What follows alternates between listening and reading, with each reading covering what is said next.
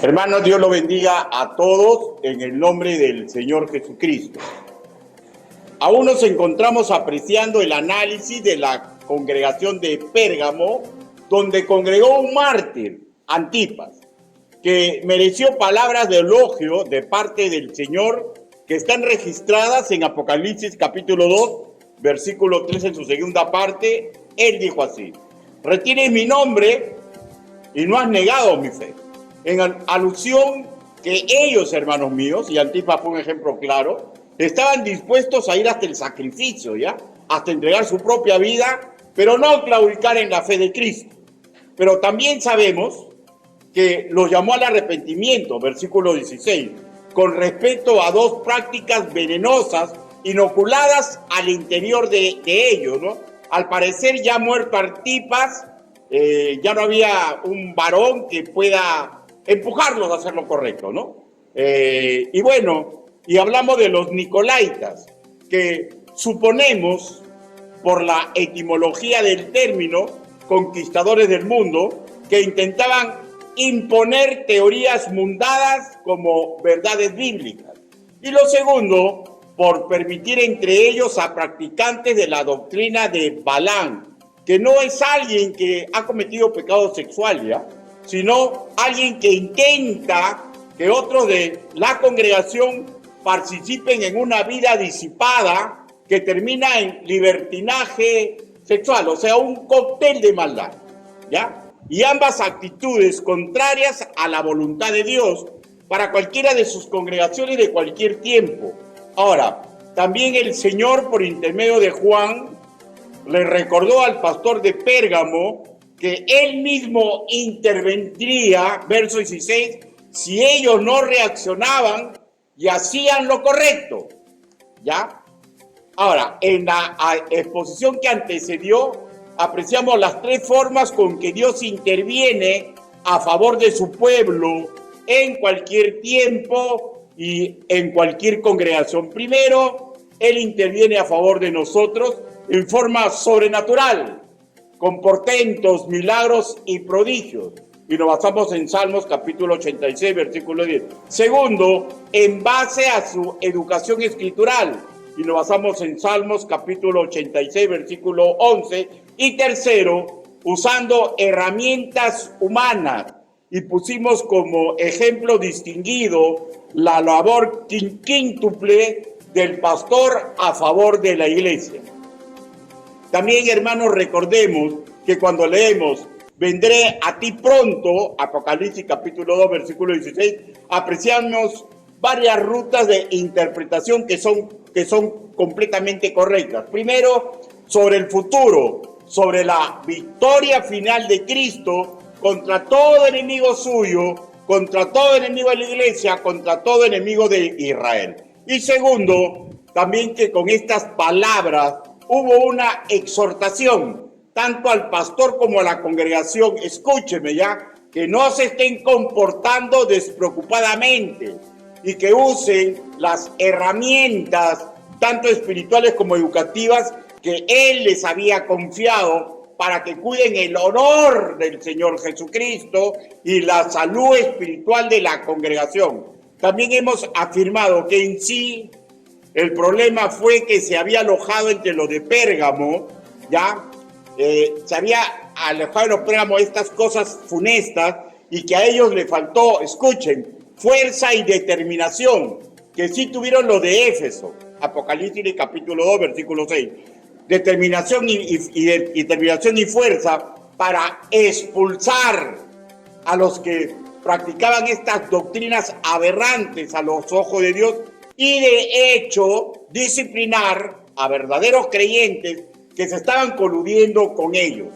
Ahora, analizamos también que los de Pérgamo estuvieron entre dos sentimientos. Por un lado, seguir fielmente a Dios y en consecuencia denunciar y o rechazar a los que cultivaban estas dos actitudes.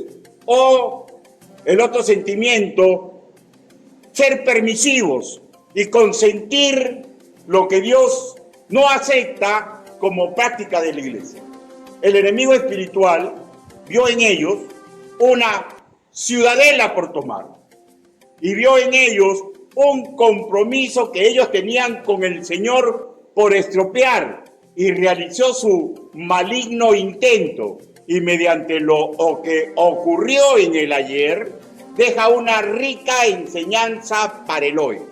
El título de la exposición del día de hoy es Pérgamo, 3 promesas a los vencedores. Pérgamo, 3 promesas a los vencedores. Hermanos, como les digo, escúchenme por favor. Es un bálsamo de esperanza. Esta porción es un bálsamo de esperanza, porque está en razón directa de lo que fue escrito por Mateo capítulo 16, versículo 18. El Hades no prevalecerá contra la iglesia.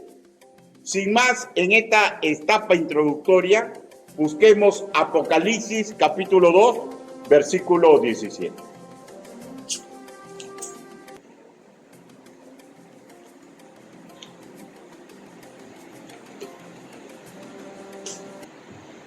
Apocalipsis capítulo 2, versículo 17.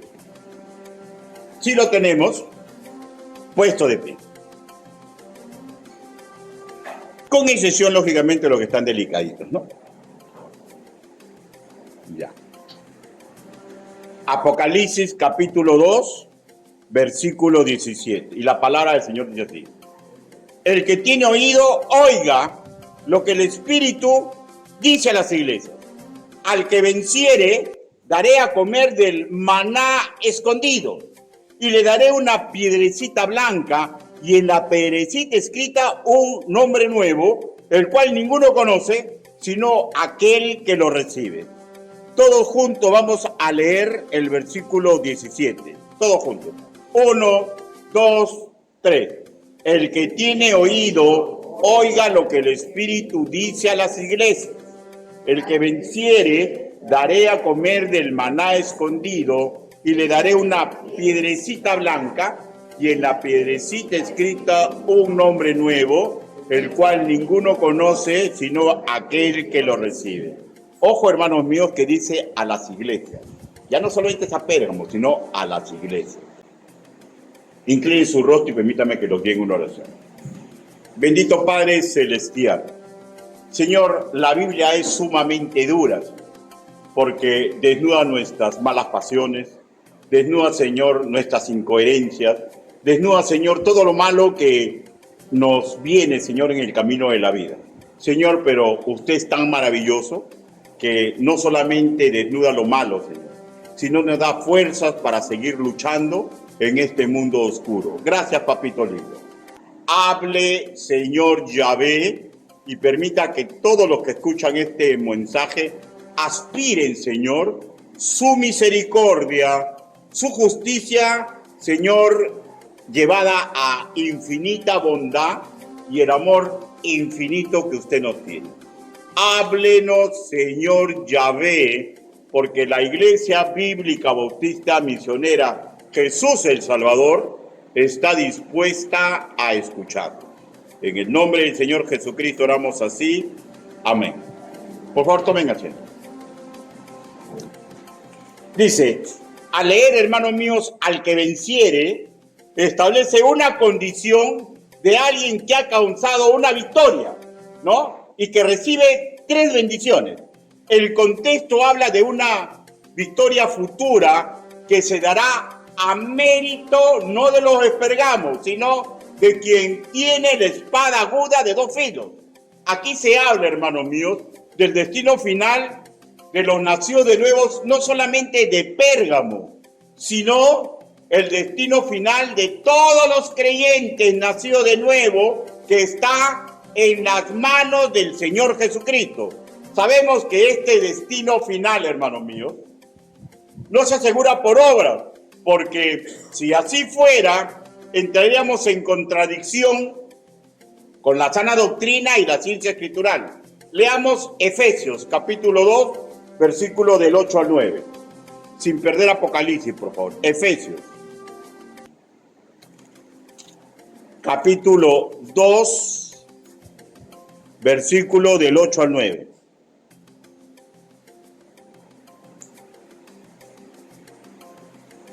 ¿Lo tenemos? La Biblia dice, porque por gracia sois salvos, por medio de la fe, y esto no de vosotros, no de vosotros, no de vosotros, pues es don de Dios, no por obra, para que nadie se gloríe, ¿no? Ahora, yo creo que es sumamente claro, ¿no? Pero permítame que le lea otro versículo que esté en el mismo tenor. Y si por gracia, ya no por obras. De otra manera, la gracia ya no es gracia. O sea, el regalo ya no es regalo, ¿no? Y si por obras, ya no es gracia. De otra manera, la obra ya no es obra. O sea, vuelve a hablar en el mismo tenor. La salvación, hermanos míos, es por una gracia, o sea, un regalo inmerecido, porque todos pecamos. Inmerecido, porque nosotros no hay perfección. Creo que todos estamos claros en este punto, ¿no? Escúcheme, por favor, que todo el oro del mundo que yo podría donar, infinidad de buenas obras que podríamos realizar, nada de esto da salvación, sino que somos salvos por el trabajo vicario del Señor Jesucristo en la cruz y no más. Ya hemos dicho, hermanos míos, que las Escrituras no nos relatan cómo terminó la trama entre los de Pérgamo. No sabemos si se arrepintieron, ¿ya? Y dejaron de aguantar y secundar a los nicolaitas. No sabemos si se arrepintieron y dejaron de aguantar y secundar a los practicantes de la doctrina de Balaam. Pero con respecto a la victoria final de los nacidos de nuevo de Pérgamo, no se debió a lo que hicieron, probablemente correcto, en estos dos casos ya citados, sino se debió a la protección perfecta que da la sangre del Cordero derramada en la cruz para perdón de pecados de quienes arrepentidos en algún momento lo aceptaron como Señor y Salvador personal de su vida.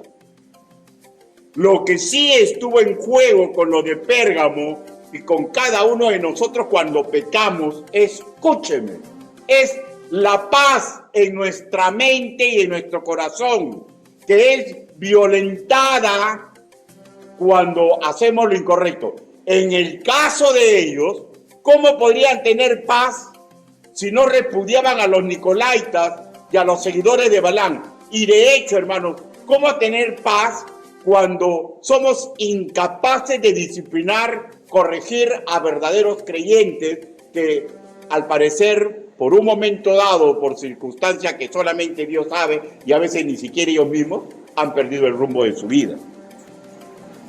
Pero lo que tenemos que saber, hermanos míos, que en juego siempre está el testimonio y el trabajo de la congregación en el área donde exista, porque el honor del Señor Jesucristo se ve reflejado en el testimonio de la novia, la iglesia local. Y por tanto, todos los miembros debemos asimilar que realizar las cosas fuera de la ciencia y la sabiduría escritural siempre va a terminar en cosas malas, normales para el mundo, pero para ellos normal porque vagan en este mundo como ovejas sin pastor. Pero errar groseramente, sin poner defensa y ataque efectivo contra las situaciones que se estaban viendo en Pérgamo y otras situaciones pecaminosas, escúcheme, siempre va a traer consecuencias funestas, pero para nada se compromete la salvación final. Así que en esta victoria escatológica van a estar todos los nacidos de nuevo de Pérgamo y todos los nacidos de nuevo de todas las épocas que existe la iglesia del Señor.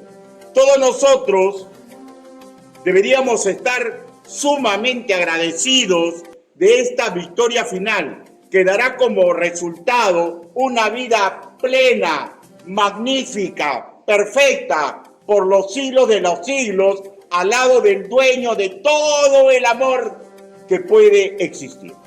Dios, hermanos míos, nos disipula con esta verdad, escúcheme ya, nos disipula con esta verdad para que aquellos que tengan un miedo aterrador cuando han fallado, comprendan que su destino final no está marcado por la falla, sino su destino final está marcado por la sangre del Cordero que fue derramada en la cruz. Dios nos discipula con esta verdad para que seamos agradecidos y colaboremos intentando ser cartas de Cristo dirigida a una humanidad torpe, orgullosa, ciega, que va a un destino fatal que la Biblia llama infierno. Establecido ahora esta realidad, que somos más que vencedores en Cristo que murió en la cruz, ¿ya? Y era el mismo con lo de Pérgamo. Ahora hablemos de estas tres promesas para todos nacidos de nuevo. Lo que les decía, ¿no? Un bálsamo de magnífica esperanza, ¿ya? Que nos dará maná escondido, una piedrecita blanca y un nuevo nombre. Y hablemos en forma distinguida de cada una de estas promesas. De hecho, los que escucharon en su momento esta porción de Apocalipsis o la leyeron, ellos tuvieron una comprensión superior a todos nosotros, ¿ya? A todos nosotros. Nosotros tenemos dificultad para apuntalar al 100% lo que significa o lo que son estos tres obsequios. Aquí no pasa como en las parábolas, ¿no? Que Jesús contaba y luego explicaba con detalle a los discípulos lo que significaba. Aquí se da esta profecía de estas bendiciones y no sabemos exactamente qué es. Dependemos mucho del contexto cultural en que fueron expresadas estas tres promesas divinas y su mención en otras porciones bíblicas. Y vamos a hablar, hermanos míos, de estas tres promesas escatológicas y voy a intentar rescatar enseñanza para el hoy. Así que veámosla en forma distinguida. Primero, el santo entregará el maná escondido. El santo entregará el maná escondido. Automáticamente nuestra mente vuela y se sitúa en el alimento que le fue otorgado a los israelitas durante su peregrinación por el desierto antes de entrar en tierra prometida. Éxodo capítulo 16. Pero de hecho, hermanos míos, esta promesa, este regalo divino, no es algo material, porque la lógica indica, y lo sabemos por el rastro escritural, que cuando estemos en su gloria, no vamos a necesitar ningún tipo de sustento físico, ni ningún otro complemento de ningún ser humano. Va a ser todo de la mano de Dios. Y esta promesa, en el sentido escatológico, justamente parece tener razón, justamente en esto, que ya no va a ser necesario ningún sustento físico ni emocional de otra persona cuando estemos en la casa celestial. Busque Juan, capítulo 6. El Evangelio de nuestro hermano Juan, capítulo 6.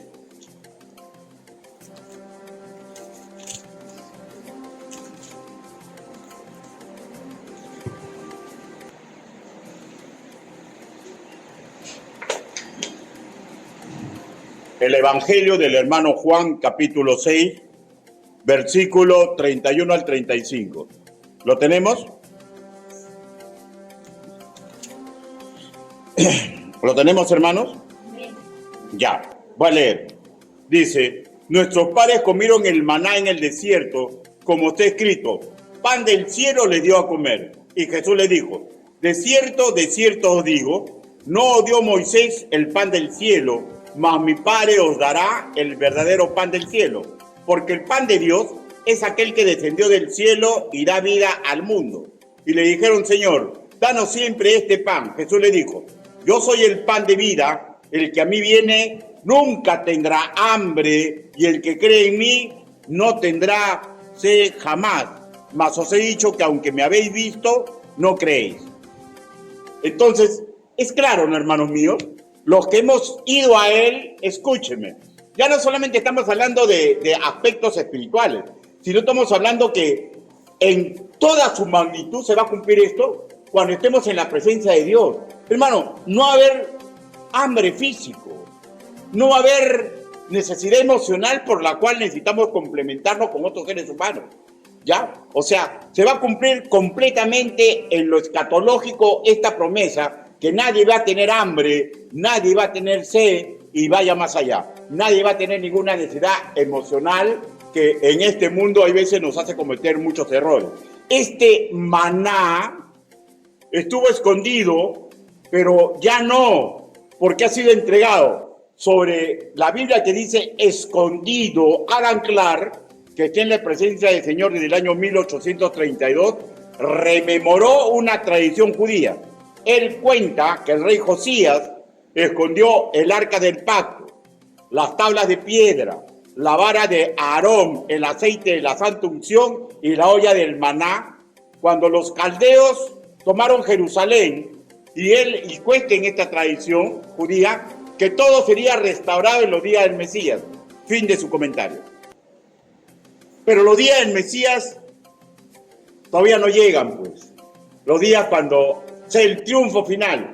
Y cuando sea el triunfo final, nosotros vamos a estar a su lado y ese maná escondido ya no va a estar escondido, porque vamos a estar con él por los siglos de los siglos. Dejando de lado lo escatológico y centrándonos en Pérgamo, en cada uno de los creyentes en aquel entonces que ahí vivían. Por un lado, los discípulos de Balaam intentaban pervertirlos con viejas tretas. Miren, comelonas, alcohol, llevarlos a lugares sensuales para hacerlos pecar. ¿Ya? Dense cuenta que esto sí hasta en la actualidad, ¿no? Y del otro lado, los arrepentidos que sí cayeron en estos doctrinarios del mal, pero ahora arrepentidos. Y los que aún sin pecar fueron tentados a estar con ellos. Pero ambos grupos, tanto los que resistieron la tentación como los que cayeron pero se arrepintieron, fue porque usaron la armadura del Señor. Y el Altísimo, escúcheme, agradado a los arrepentidos y a los que se negaron a pecar, los va a ayudar abundante y magníficamente. Este maná que se entrega, ¿ya?, que está escondido porque fuimos débiles o pensamos que no íbamos a poder triunfar la tentación, debería producir en nosotros, hermanos míos, un sentimiento de gozo. El arrepentido y el aquel que no pecó, gozo. ¿Sabe en qué parecido? Como los judíos, si pudiera ser posible que encuentren todos estos tesoros que están perdidos. ¿Ustedes se imaginan a los judíos cómo se sentirían si encuentran todas esas cosas? Harían fiesta sobre fiesta. Haga fiesta en su corazón. Si usted ha podido resistir la tentación y si usted después de haber caído se ha arrepentido. Porque el Altísimo agradado lo ayudará. Hermanos míos, ser tentados no significa derrota espiritual. Haber caído, pero arrepentido, corriendo a los brazos del Señor Jesús, escúcheme, cancela la derrota y regresa a la victoria. Y le aseguro, va a tener alimento espiritual y protección del cielo. ¡Qué benditos! ¡Qué felices! ¡Qué realizados deberían sentirse no solo los que no ceden a la tentación, también los que arrepentidos corrieron a los brazos del misericordioso del Señor, se sometieron a Dios, sometiéndose verdaderamente a la iglesia local a la cual pertenecen, que es la novia de Cristo. El bautista John Hill, ya en la presencia del Señor en 1771, llamó a este maná la comida de los justos. Y escúcheme ya, justo y justa los que resisten la tentación. Justo y justa quien cayó, se arrepintió ya y por tanto no dejó que la mano de Dios vaya contra la congregación a la cual pertenece por intentar esconder el pecado sin confesar. Y a ellos Dios no los va a desamparar. Y a mí solo me queda alabar a Dios por lo que hace y hará con los justos. Repito, los que resisten el pecado y los que se han arrepentido de corazón. Y alabar a Dios por todo lo que hará con nosotros cuando estemos en la gloria. No le digo que esta porción es una alabanza y refrigerio espiritual. Segundo, el santo entregará una piedrita blanca.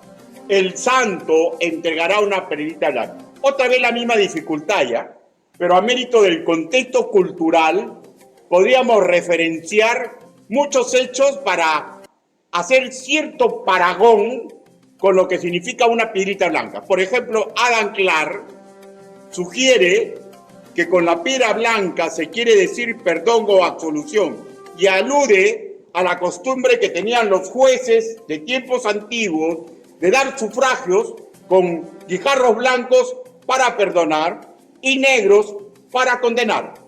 Fin de su comentario.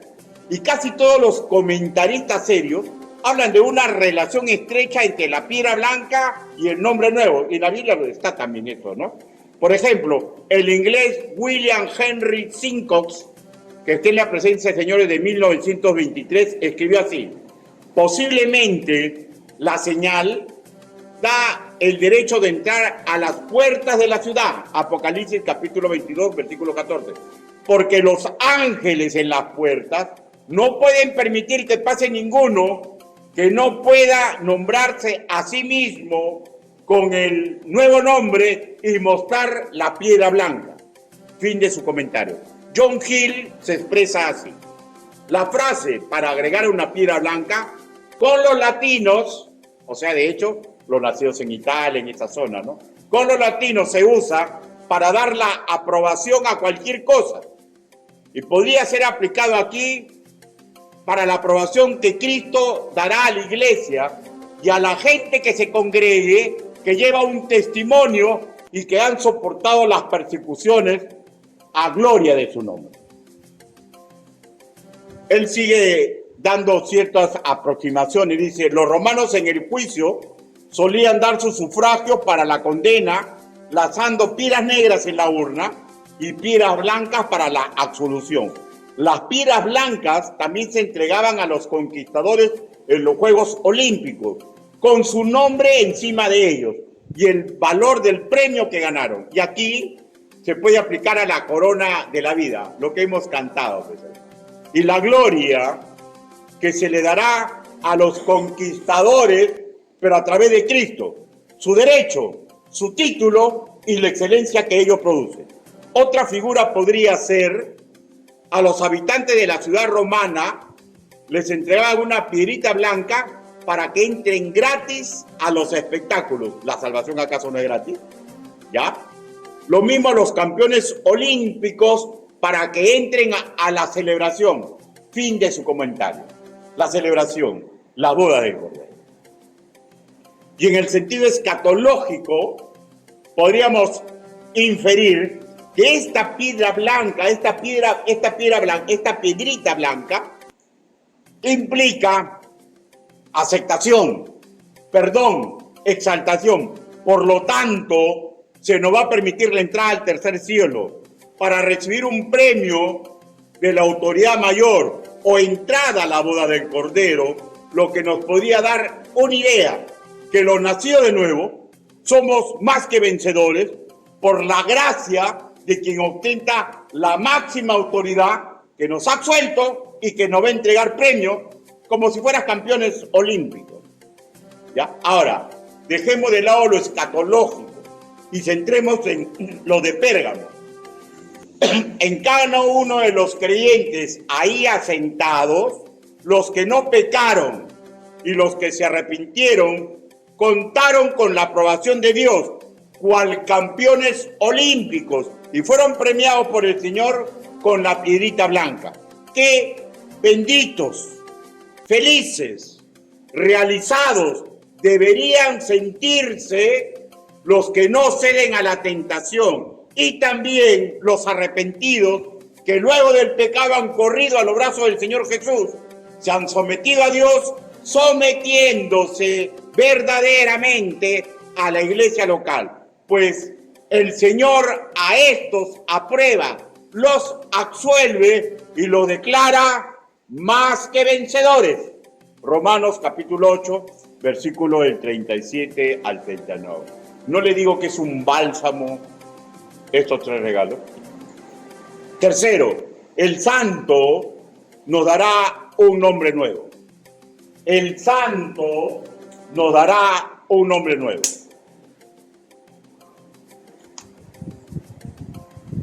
Y esto sugiere intimidad con Dios. Recordemos la lógica de las cosas. A nuestros amigos, que son casi nuestra chochera, les cambiamos de nombre, ¿no? Y le ponemos una chapa, ¿no? Una chapa que no lastima, ¿no? Que indica intimidad amical. En el comentario homilético del predicador se expresa la siguiente idea.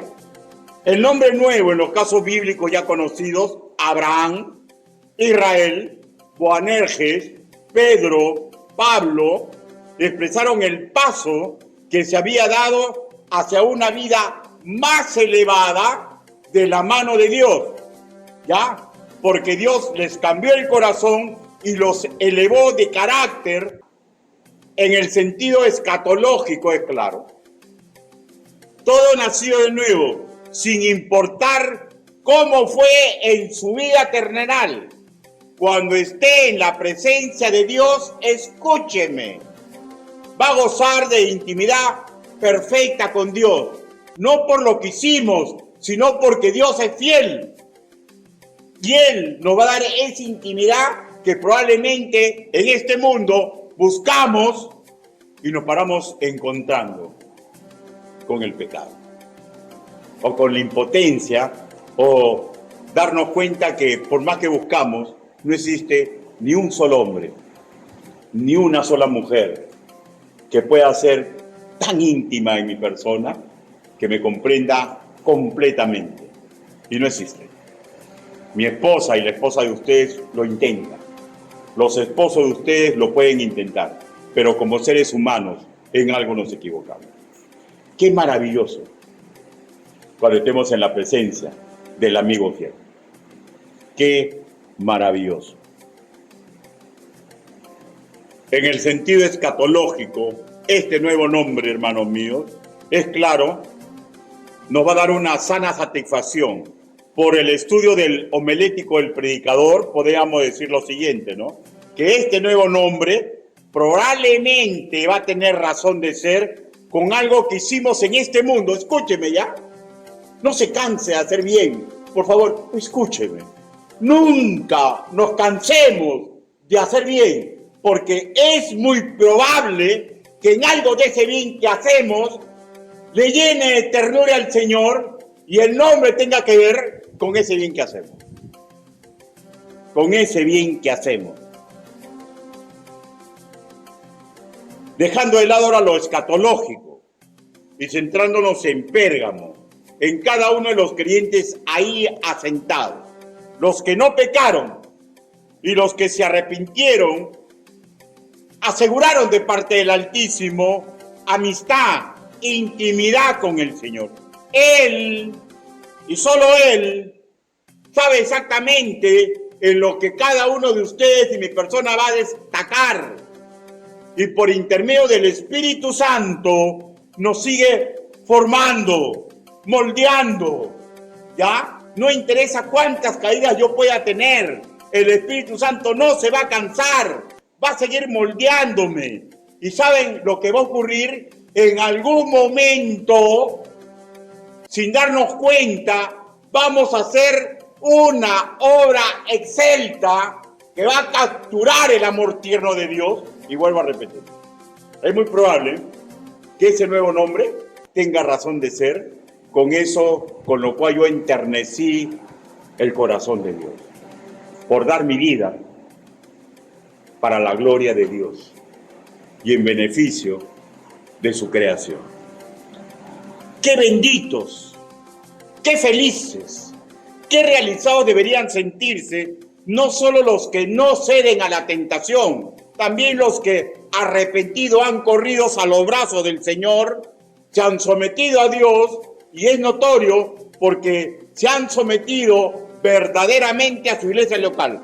Pues el Señor les da una promesa, que no se va a perder la intimidad. Y ya solamente es cuestión de tiempo que aflore la obra en nosotros para la gloria y la honra de Dios. Y yo creo sinceramente que esa obra va a sintetizarse en ese nuevo hombre.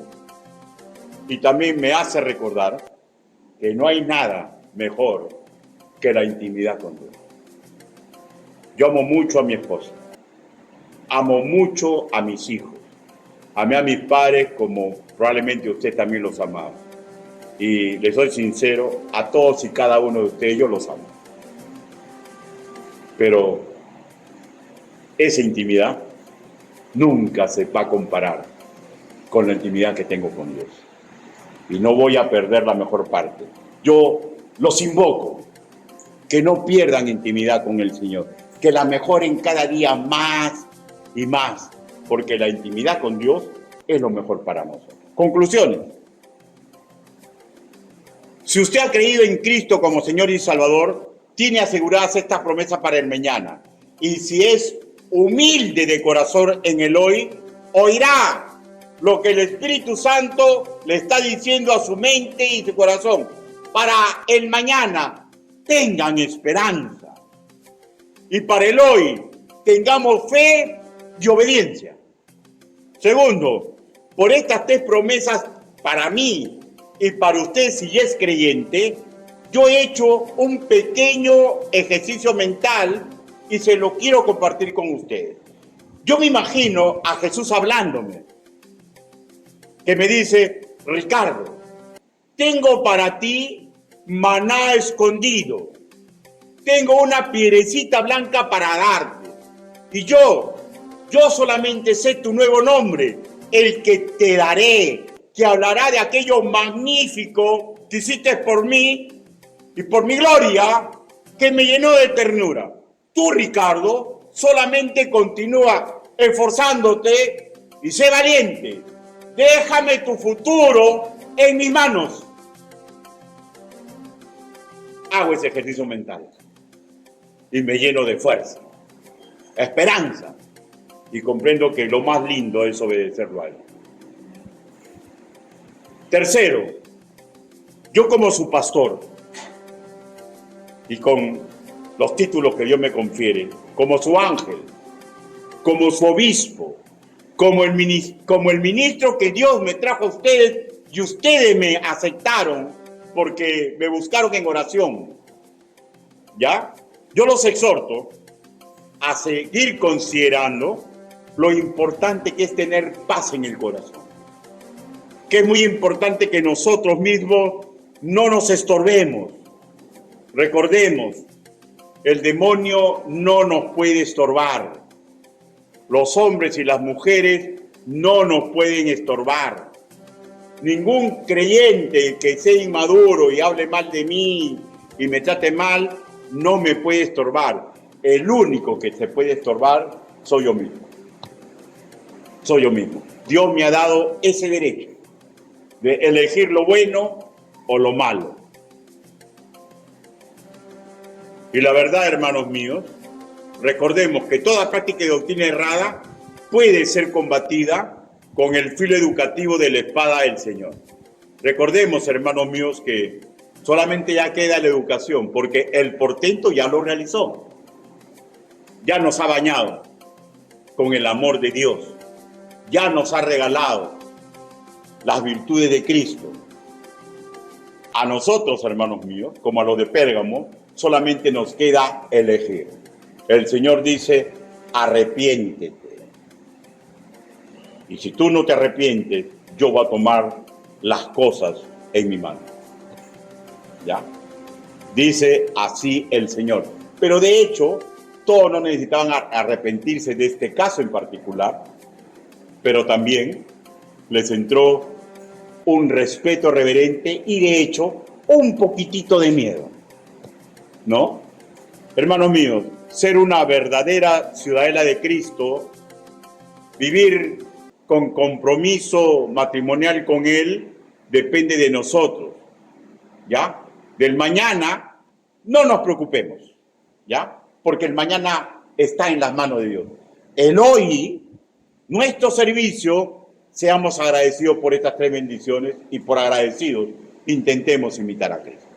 Por tanto, hermanos, luchemos con las armas que Él nos ha dejado, las espirituales, las educativas, porque, para terminar, escuche, en juego está el honor del Señor Jesucristo y en juego está la sanidad de nuestra iglesia. Inclinen su rostro. Vamos ahora.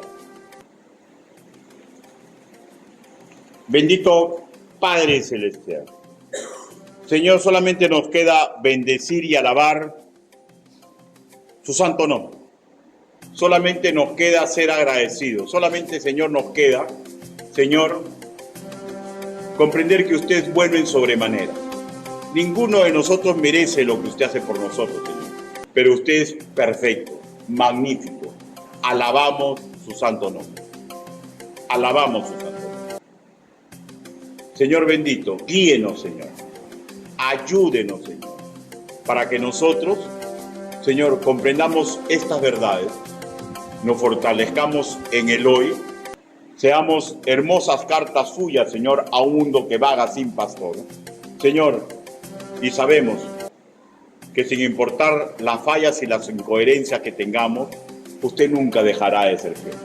Gracias, Padre Santo, por su maravillosa forma de ser, de actuar y estas 3 bendiciones que usted nos ha entregado. Así le pedimos, así le agradecemos, en el bendito y precioso nombre del Señor Jesucristo. Amén. Hermanos, Dios los bendiga.